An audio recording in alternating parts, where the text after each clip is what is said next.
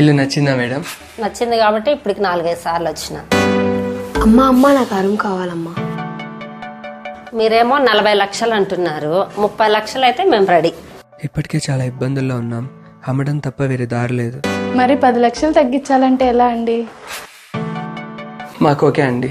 Register రోజుకు మాకు ఇల్లు కావాలండి. ఇల్లు ఖాళీ చేయడానికి మాకు 2 నెలలు టైం కావాలండి. సరేమ్మా, 2 నెలలు టైం తీసుకోండి.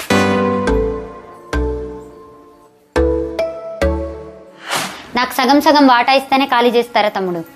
ఈ ఇల్లు కట్టేప్పుడు మా ఆయన 3 లక్షలు ఇచ్చారు, మీరు 1 రూపాయి ఇచ్చారా? మీ జీవితం అంతా ఇక్కడే పడుతున్నారు.